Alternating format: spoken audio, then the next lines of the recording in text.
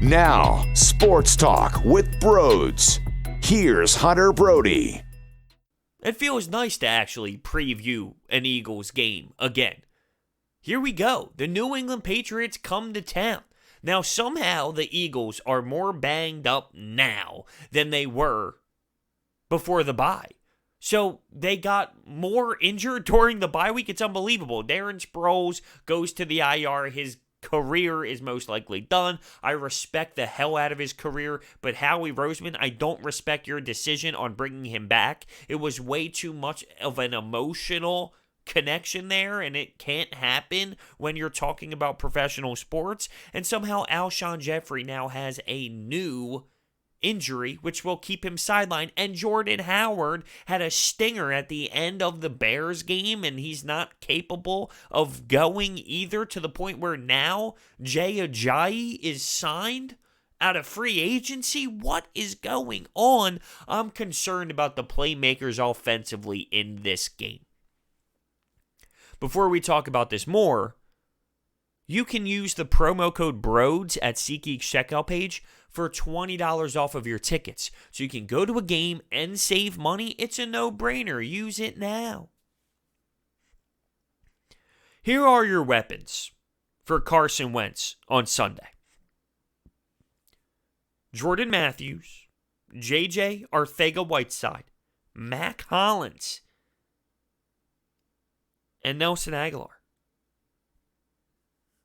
Wow. Yeah, that doesn't move the needle for me. That's right, I mentioned Jordan Howard, most likely not able to go. Jay Ajayi and Miles Sanders, maybe Boston Scott in the mix.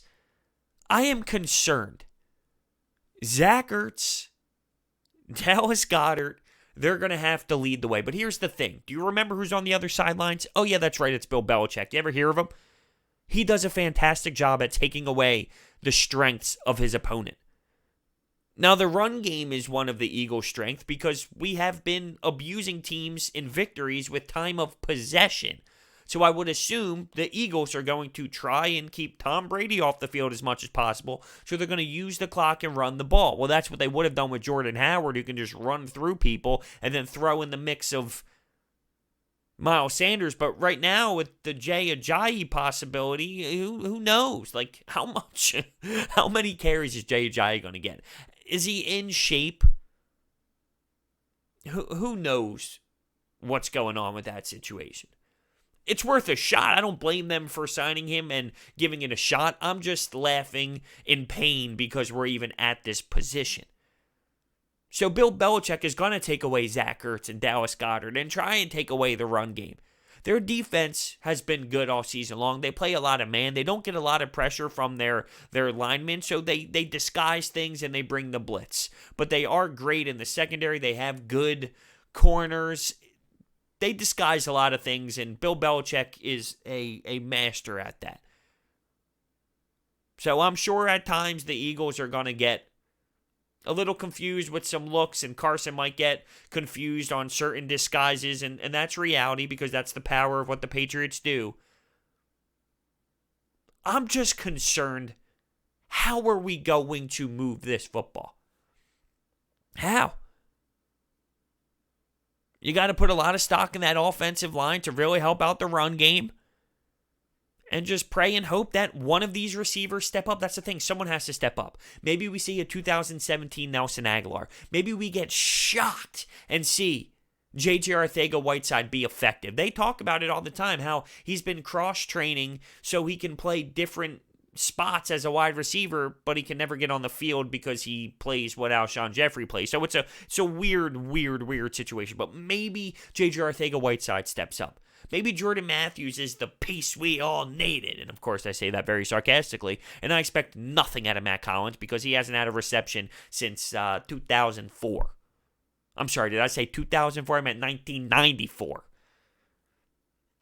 Someone's going to have to step up. If I had to guess, it might be Nelson Aguilar. Maybe it's one of those games where you think, wow, he can actually catch the ball. Why can't he do that consistently? I don't know. I'm going in with blind fan optimism. Going in with fan optimism. And when I think about this game, as much as I'm so confused on how Carson Wentz is going to be able to get help from his playmakers, I always think about how weird the NFL is. Things happen. Teams that should never win, win. The Dolphins are going to somehow win another game this year. The Jets are going to beat the Cowboys. You know how that happened? Not they're going to beat. They already beat. Things like that.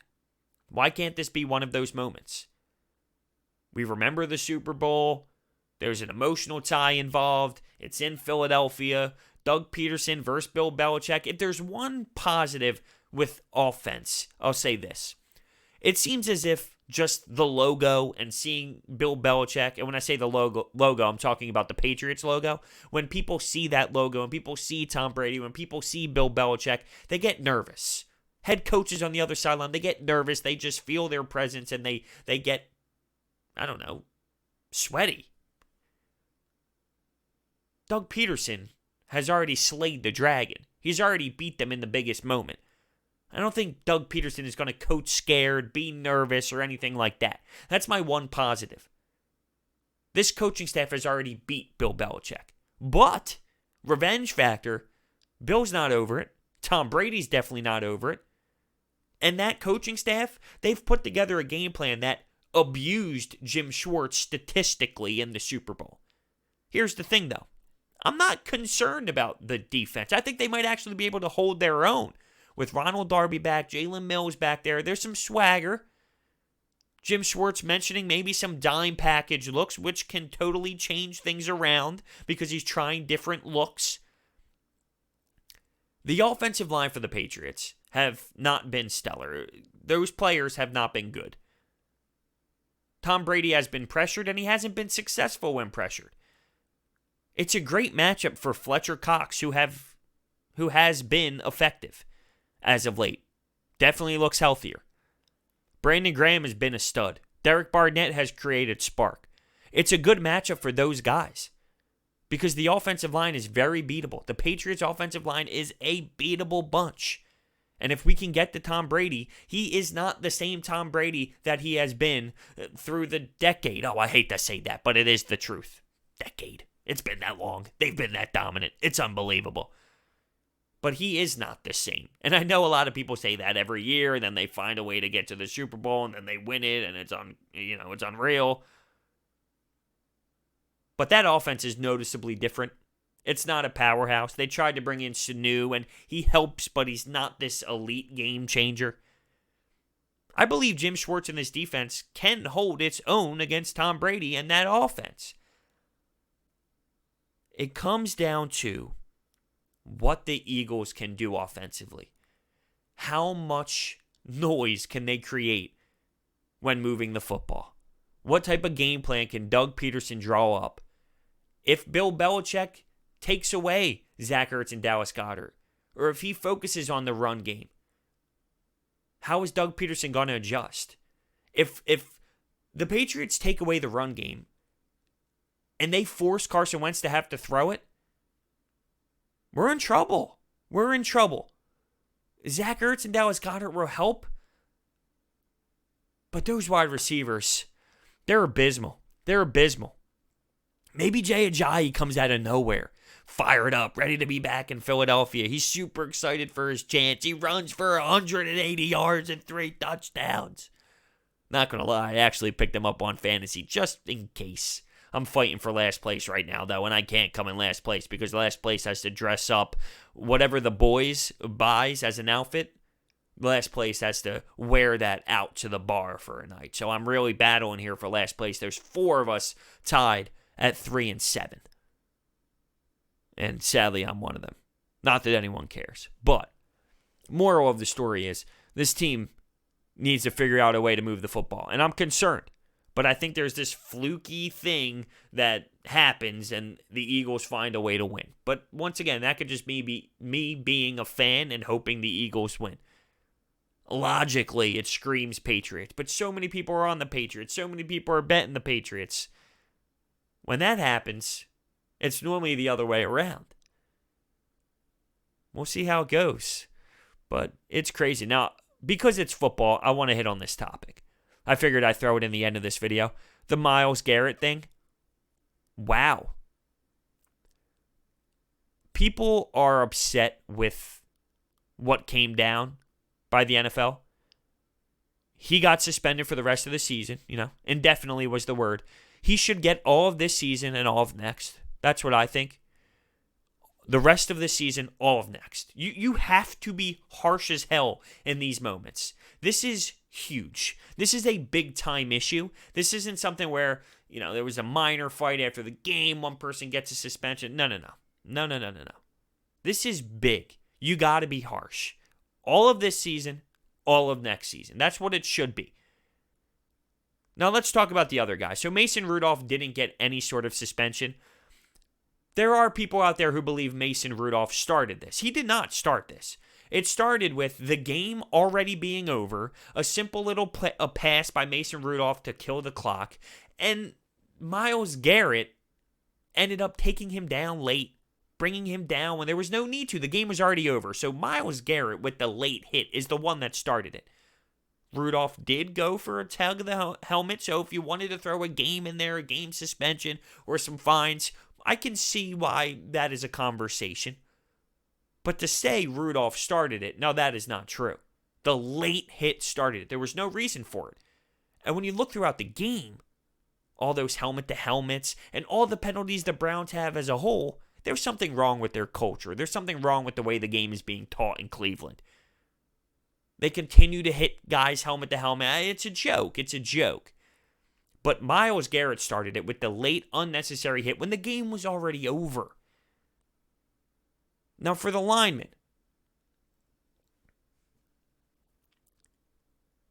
One lineman hops in the mix to try and stop the nonsense. He's literally sitting and putting his body, I wouldn't even say sitting, he was belly flopping on Garrett to make sure nobody else got in the mix. But here comes Pouncey coming in, kicking, throwing punches, and deservingly so. In the heat of the moment, you're going to try and have your quarterbacks back, without a doubt. That makes a lot of sense.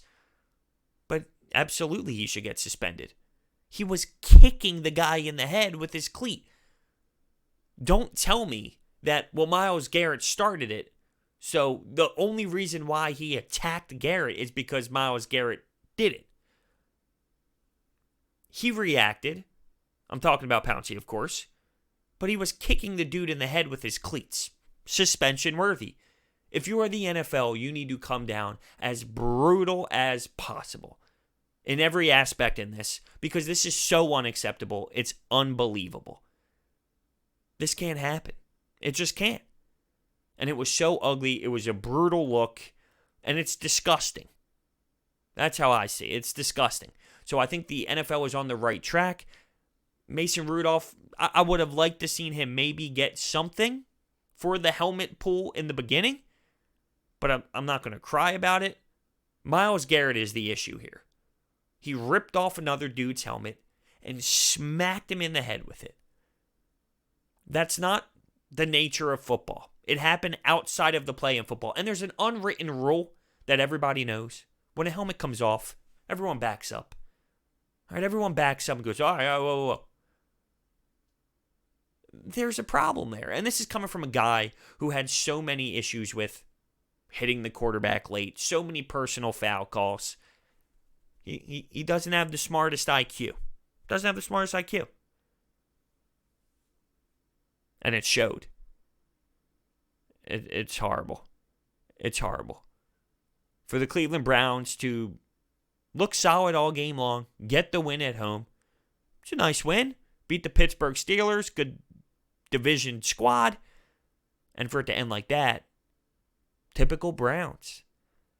That division is so brutal. There's nothing wrong with being competitive and rivalries and hating your opponent. That division is ruthless. So many brutal games between the Bengals and the Steelers, and now this, and the Ravens. It's just a horrible look. There's a such thing as respectful rivalry. This is a bloodbath. And most football fans might think, yeah, bloodbath, kill them. That's the problem. We act as if these guys are not human beings. They're human beings. And there's no place for that in football. So I'm curious on your thoughts on the Eagles, their matchup, and also a little bit of the Myles Garrett thing. Thank you guys so much for watching. I'll see you next time.